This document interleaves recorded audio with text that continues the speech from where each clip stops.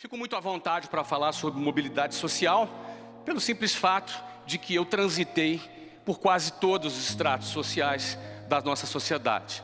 Eu, como sendo alguém que saiu de uma situação de classe média baixa, quase baixa, graças a Deus nunca tive nenhum tipo de privação de comida, realmente não participei ali daquela classe mais baixa, mas a classe média baixa é aquela que mora na periferia, aquela que vive as agruras de quem depende da estrutura que o Estado oferece para a população. Eu sou uma dessas pessoas.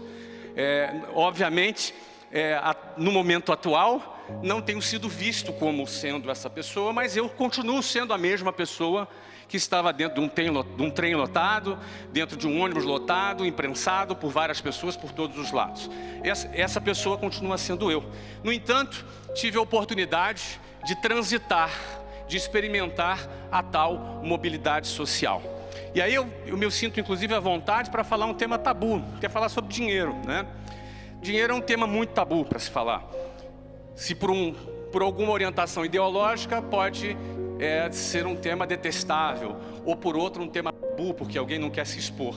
Eu não tenho esse problema, então eu vou falar sobre dinheiro aqui também, no dia de hoje. Eu passei por esses estratos sociais todos, saindo da periferia do Rio de Janeiro, até chegar na lista dos 10 bilionários brasileiros mais jovens, na revista Forbes do ano de 2014 ou 15, se eu não me engano. Toda essa aventura dentro dessa mobilidade me faz ter uma percepção e uma sensibilidade dos dois lados da moeda. Sei o que é ser pobre e sei o que é ser rico. E daí que eu posso falar um pouco sobre uma das questões tão comuns hoje, uma pergunta tão comum. Afinal, dinheiro traz ou não felicidade? É uma pergunta comum. Quem já ouviu essa pergunta? Levanta a mão aí. Todo mundo já ouviu, né? Afinal, dinheiro traz ou não felicidade? Eu tive dos dois lados da moeda, não é? Eu posso dizer para vocês que eu não sou mais feliz hoje do que eu era antes. Eu fui um pobre feliz, não é? Eu sempre fui uma pessoa muito feliz. Sempre fui uma pessoa muito bem amada, uma pessoa que tinha planos, uma pessoa que tinha sonhos. Não obstante as dificuldades e as adversidades que me rodeavam. Eu não sou mais feliz por quando eu fiz o meu primeiro bilhão de reais e nem quando eu fiz o segundo. Ou seja, quando eu experimento isso, eu posso falar aquilo que é um pouco clichê, mas é aquilo que eu acredito. O dinheiro, ele compra a cama, mas ele não compra o sono. Não é verdade? Ele compra um bom plano de saúde, mas ele não compra a tua saída do hospital. Ele compra uma linda aliança de uma grife bacana, mas ele não compra o amor. O dinheiro, ele não traz felicidade, mas ele traz a liberdade que a gente tanto gosta e a gente tanto fala. Então falar de liberdade, no fórum da liberdade, entendendo que alguém pode ser livre ganhando um salário mínimo, é um absurdo. É um paradoxo a gente falar de liberdade, não tendo a possibilidade dessa tal mobilidade social. Eu sou uma exceção a essa regra. Eu sou uma exceção a este cenário. Não é? Eu sou um ponto fora da curva. Eu tenho que admitir, infelizmente, essa constatação. Por que eu digo isso? Um relatório recente da OCDE, publicado agora em 2018, eles publicaram uma lista dos 30 países com as maiores mobilidades sociais, com a maior mobilidade social. Desses 30 países, o Brasil ficou na penúltima posição. Ficou na 29ª posição. Esse relatório se aprofundava mais ao dizer que quem nasceu no extrato social ocupado pelos 10% mais pobres precisam de 9 gerações para conseguir evoluir e chegar na classe média. Em média, é óbvio, estamos falando aqui de estatística. Esse estudo mostra uma densa e difícil mobilidade social, quando uma pessoa, ao nascer naquele extrato social mais baixo, precisa de 9 gerações para conseguir chegar ali na classe média.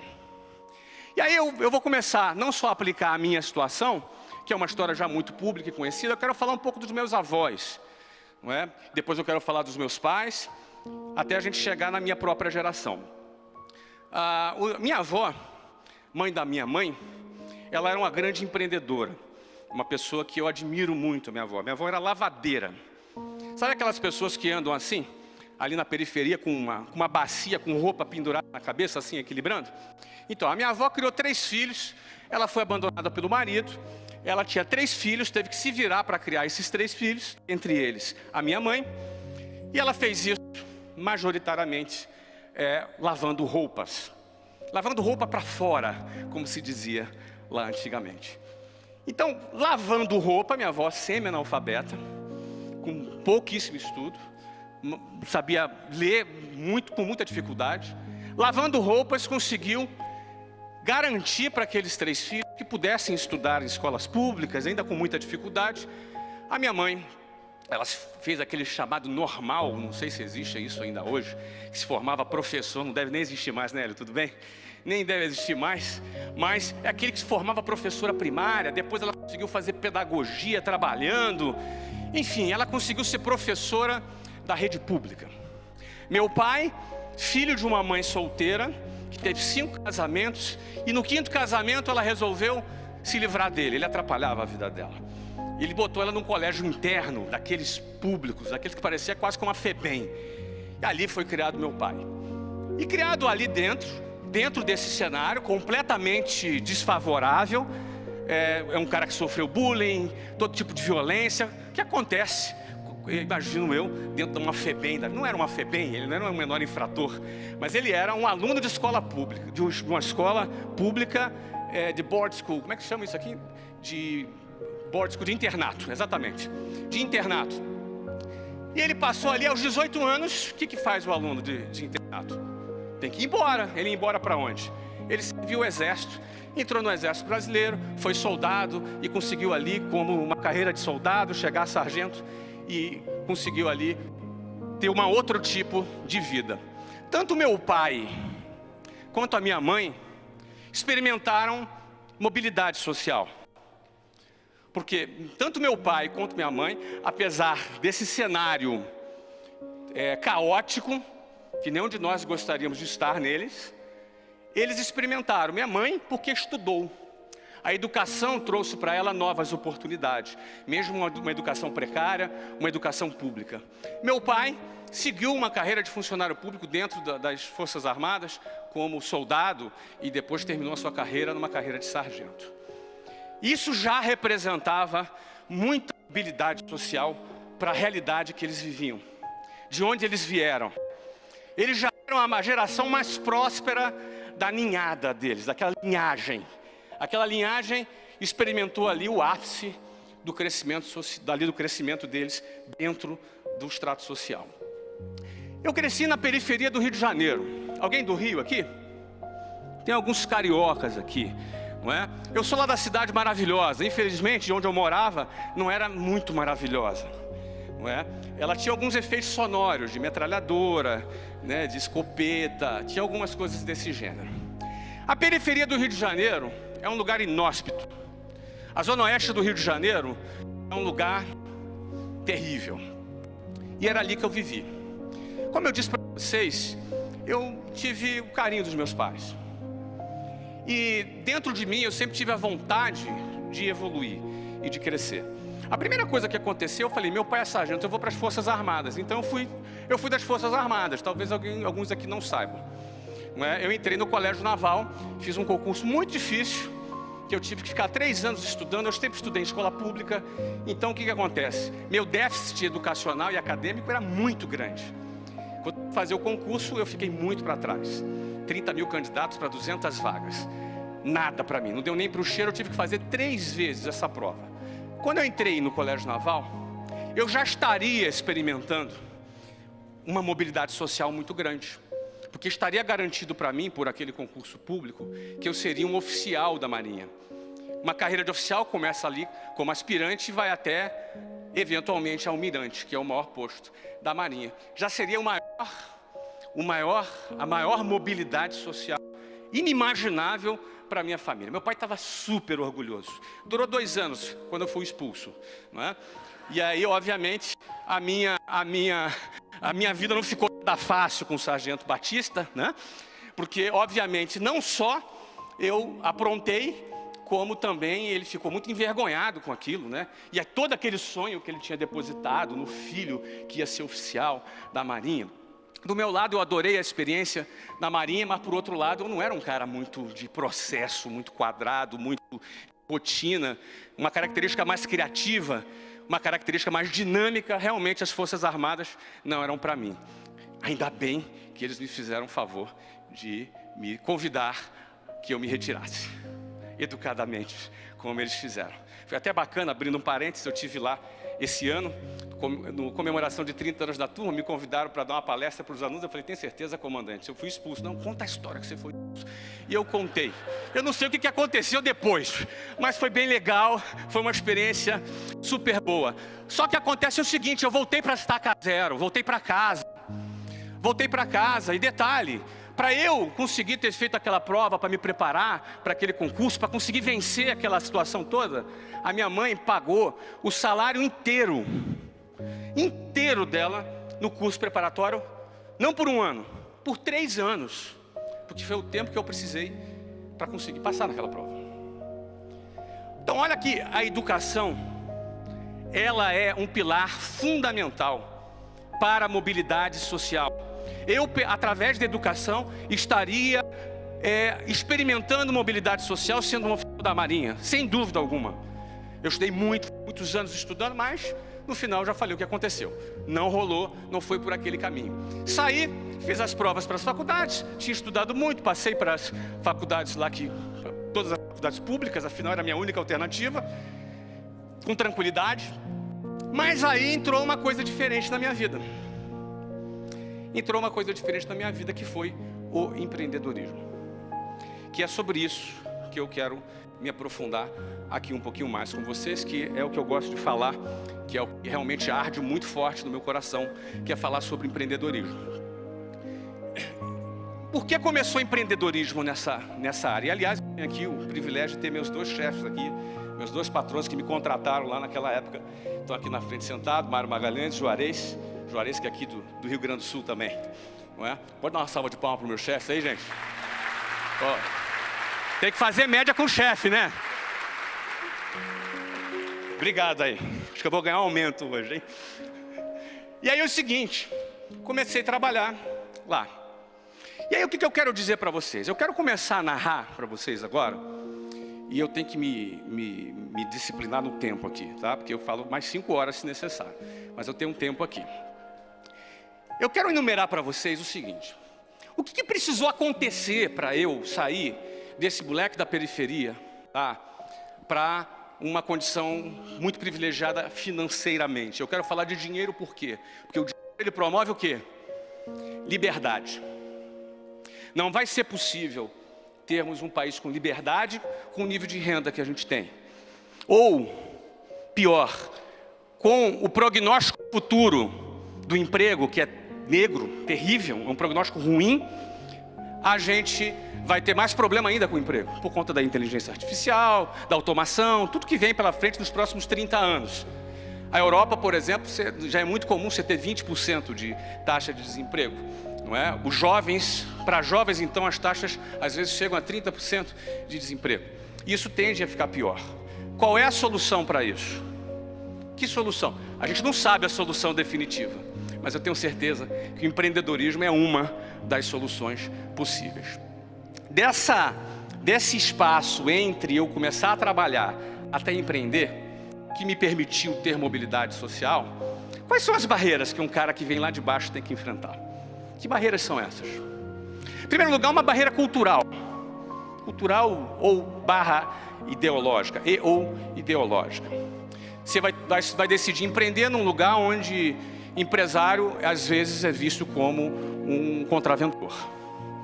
Não é? Você vai ter que se posicionar, e isso, por algumas camadas da sociedade, é visto como um bandido. Um empresário é bandido. Você vai ter que enfrentar isso daí. Segundo lugar, você tem uma cultura da estabilidade, uma cultura das garantias, uma estrutura de você garantir o que você tem e não você conquistar o que você quer conquistar. Então não tem jeito, ou você vai trabalhar para garantir, ou você vai trabalhar para não perder, ou você vai trabalhar para ganhar. E trabalhar para ganhar, trabalhar para expandir, envolve riscos. E nossa cultura não é uma cultura que lida bem com riscos. O sonho das pessoas é ter estabilidade. O sonho das pessoas é ter garantias, é não assumir riscos. Então você tem que, em primeiro lugar, nadar contra a maré. Primeiro ponto. Segundo ponto, ainda dentro dessa questão da cultura, você vai perceber ali que você tem uma delegacia do consumidor. Vocês já viram falar nisso? Ou seja, é uma coisa de bandido mesmo, né? O consumidor precisa de uma delegacia. É um caso de polícia isso, né? Você percebe? A relação de consumo é tratada como crime. Você tem uma delegacia do consumidor. Você sabe que o espírito da coisa é esse mesmo. Não é verdade? Segunda coisa, quando eu fui começar a trabalhar, você tem que lidar com o quê? Você tem que lidar com a CLT. O que é a CLT? CLT é aquela coisa arcaica do século XX que tira dinheiro do bolso do empregado para botar no bolso do Estado através do Fundo de Garantia, que nos últimos 10 anos não remunera sequer a poupança. Você vai botar dinheiro inclusive no bolso do patrão. Você empresta dinheiro para ele através do 13º. 13º não é um salário extra. 13º é o quê? São 12 salários divididos por 13. Então você emprestou dinheiro sem juro para o patrão. Muita gente acha que CLT é ruim para o patrão. Patrão não, patrão é mais qualificado. Ele vai fazer um orçamento. Ele sabe quanto ele vai gastar com aquele empregado. Logo, ele sabe, aquele empregado custa 100.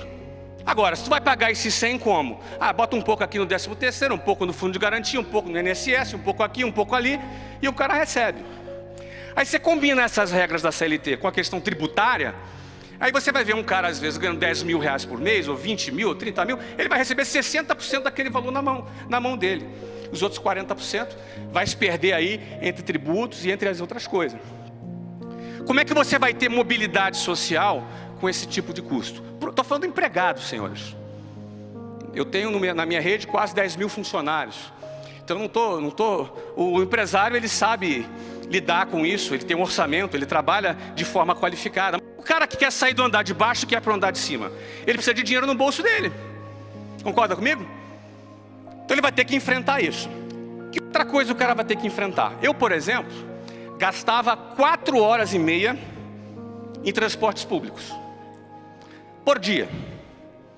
4 horas e meia, saia de casa lá mais ou menos umas 6 da manhã, 5h50 eu saía de casa, para dizer a verdade, para chegar às 8 para trabalhar, certo? E chegava, não podia sair do trabalho entre 6 e 8, porque é um trânsito infernal, então tinha que sair depois das 8, 8h30, chegava em casa às 10h30 da noite.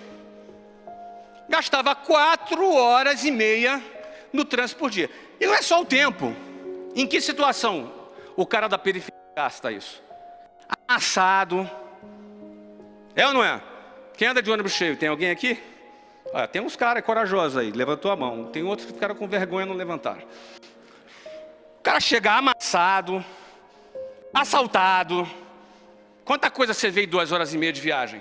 Quantas vezes em 40 graus no Rio de Janeiro o ônibus enguiçou e eu fui para a Avenida Brasil esperar o próximo e andei pendurado do lado de fora da porta do ônibus para ir para o centro do Rio de Janeiro. Ou então andando de trem, caminhando a 40 graus no meio dos trilhos do trem até a próxima estação porque avariou, porque deu pau no trem. Qual é o sentimento de quem está dentro daquele lugar amassado com 8 pessoas por metro quadrado? É um sentimento de humilhação. É um sentimento de humilhação.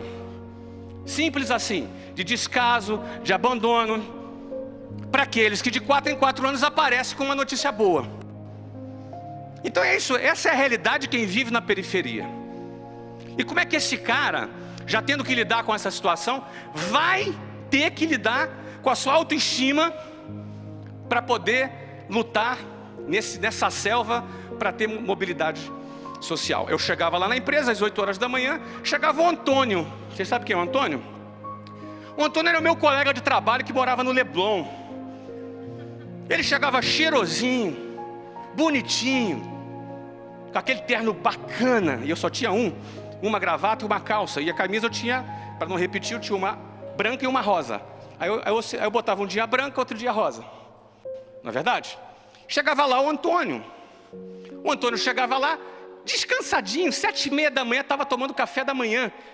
E eu já estava 1h30 no ônibus já. E aí ele chegou para trabalhar, para fazer o mesmo trabalho que eu. Só que acontece o seguinte, qual é a chance que tem esse cara? 2, cair na conversa mole do vitimismo. Essa é a primeira possibilidade. É uma armadilha muito fácil do cara cair. Cair na armadilha do vitimismo. Eu sou vítima da sociedade. Isso é injusto. É mesmo. Mas e daí? O que você vai fazer com essa injustiça? Ah, isso não é... eu até acho que é mesmo. E a segunda possibilidade é o seguinte, olha, eu vou escalar o Everest descalço, sem casaco, mas vou chegar lá em cima. Essa é a segunda possibilidade. Obrigado.